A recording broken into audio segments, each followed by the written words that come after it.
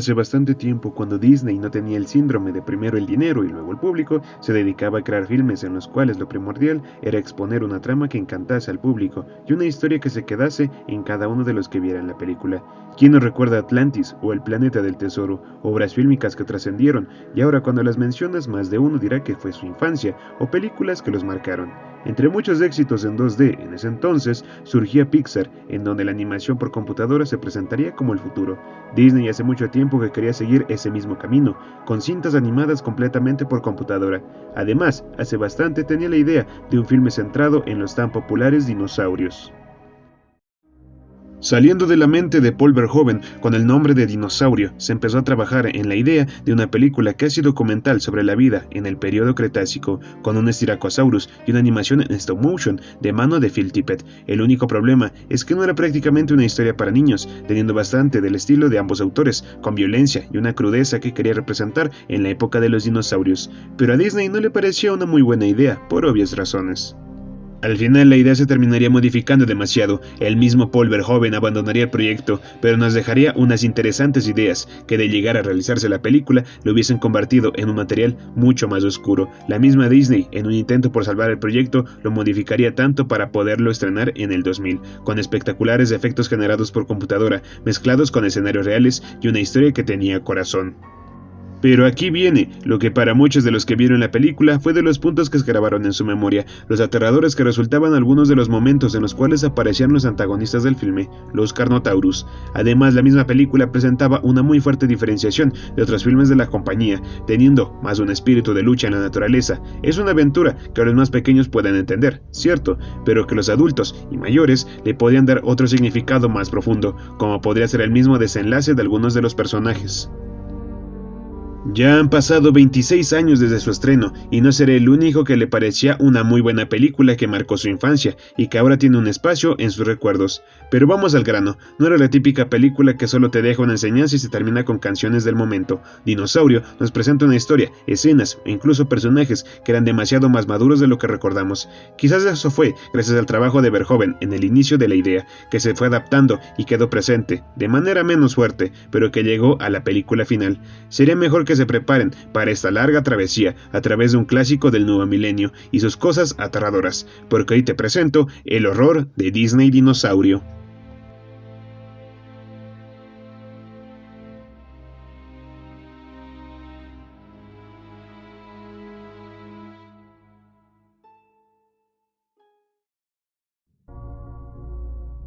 Mucho antes de que la historia fuese de Aladar, se tenía una muy diferente visión y se planteaba otro enfoque, teniendo a Hood, un Styracosaurus, el cual debía sobrevivir en un muy difícil mundo. Luego tuvimos a Noah, un iguanodón con un problema en su manada, en donde al final sus abuelos sufrían un trágico destino. En una de las escenas que, si bien es un concepto de arte, dejará a muchos con un nudo en la garganta por lo dura que resulta. Además, algo que estas dos propuestas compartían era la misericordia final, a causa del inminente meteorito. La historia cerraba con la extinción de los dinosaurios y con la misma enseñanza de toda la vida prehistórica, la extinción. En dado momento de la historia de los supervivientes iguanodontes liderados por Kron, ya presente en esta versión, atravesarían una laguna, en donde rápidamente serían atacados por reptiles marinos. Varios de los dinosaurios de la manada serían devorados. Los abuelos de Noah fueron casi devorados por estos reptiles. Ya para el material final se consideró poner un Mosasaurus, pero para evitar los recuerdos de este concepto, al final se descartó, aunque aún se conserva el modelo que se iba a utilizar. Pero ya hablando en sí de la película finalizada, en nada parte cuando la isla Lemur estaba en su celebración anual del cortejo de jóvenes parejas, es cuando sucede un evento que acaba con la tranquilidad de la pacífica isla y con la misma tranquilidad de nuestro protagonista, en un solo pero muy duro momento. Del cielo desciende una lluvia de meteoritos, en donde la pacífica isla observa con asombro el increíble evento. Una bola de fuego, un meteorito mucho más grande, desciende. Todos se asombran al verlo, desapareciendo en el horizonte, pero como una furia del mayor tamaño de un depredador que haya escuchado en la lejanía, se aproxima a la extinción. Con un rugido ensordecedor, la destrucción empezaba a llegar a la isla Lemur, arrasando con todo a su paso. Aladar, con un terror en sus ojos, puede ver como lo que cayó del cielo había acabado con toda su isla y ahora venía por él.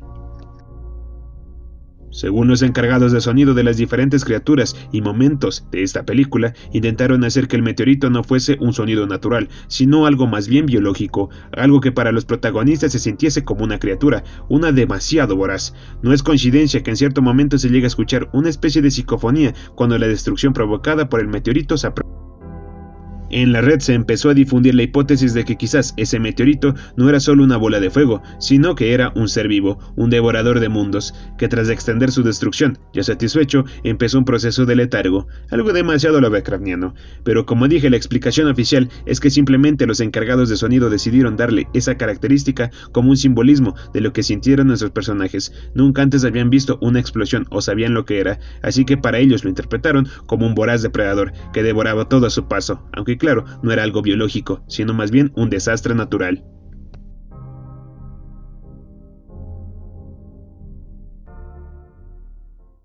Si hablamos del horror de esta película, no podemos obviar a sus antagonistas. En un inicio, Verhoeven había pensado en el clásico Tyrannosaurus Rex. Se empezaron a realizar varios conceptos de arte, hasta muy avanzada la producción de la película. Incluso se pensaron en otras amenazas, como Spinosaurus o el anteriormente mencionado Mosasaurus, pero no sería sino el Carnotaurus al que se escogería para ser el antagonista de este filme.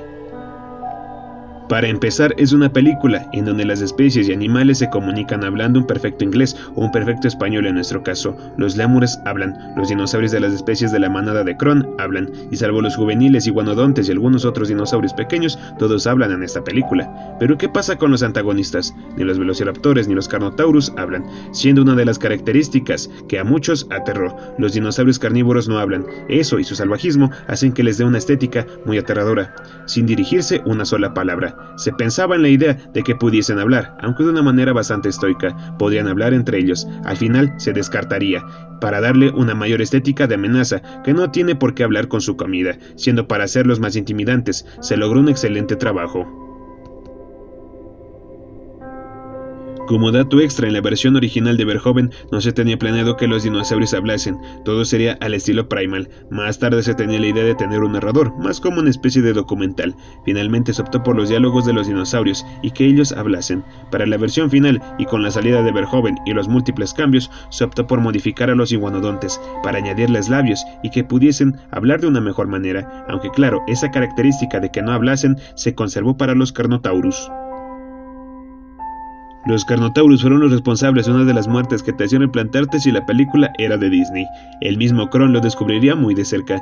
La muerte era algo que en esta película no había miedo de abordarla. Quizás no como en su visión original, pero sí de una manera que te hacía ver qué tan salvaje era el mundo de los dinosaurios y cómo era un peligro real los mismos Carnotaurus. Como mención especial, esta escena en donde Bruton, la mano derecha de Kron y un iguanodonte de la manada se separan a los alrededores para buscar agua. Bruton siente que algo anda mal, se siente el miedo en el aire. Cuando da la orden de escapar, los Carnotaurus atacan y matan a su compañero, empezando a devorarlo. La escena es rápida e incluso se podría decir que simple, pero la misma atmósfera que da es suficiente para al menos impresionarte, aunque de niños creo que llegó a asustar a más de uno. Como recordarán, las películas de ese tiempo eran muy populares también por su merchandising. Disney Dinosaurio contó con un videojuego. La calidad de dicho videojuego quedará en cada quien, pero lo que es innegable es su mismo final, ya que tras llegar a los Nidales, la tierra prometida para los dinosaurios de esta película, parece que todo había terminado, pero aparece un Carnotaurus, dejándonos con la intriga de qué sucedería después. Incluso la misma historia de Disney Dinosaurio es una alegoría religiosa. Aladar es Moisés, liberando a los suyos de una tiranía injusta y llevándolos a la tierra prometida, que serían los Nidales. Si es así, los Carnotaurus, ¿qué serían? Como tal, no hay otra palabra más como definirlo que la maldad o el maligno. Quizás aquí ya le estoy buscando una quinta pata al gato, pero podríamos decir que en la tierra prometida aún habita el maligno, o podría ser simplemente una fumada mía. Así que no me hagan tanto caso en este punto.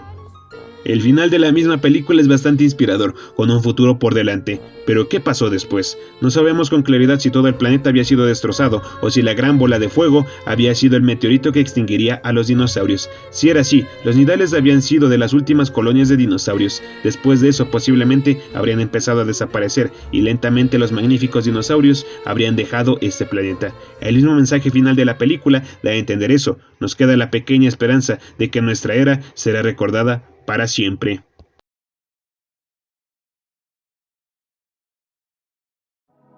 Disney Dinosaurio es una película a la cual le tengo un gran cariño, aunque en sus inicios fue duramente criticada, con el tiempo se ganó un seguimiento de culto y una gran cantidad de fanáticos. No se puede negar que es una historia que tiene de todo, al menos es mejor que los últimos live action que ya sobresaturan a Disney en estos años. Aterradora, a la par de magnífica, solo habrá una en su tipo, y solo una que nos haga sentir esa gran nostalgia, a la par de ser siempre recordada.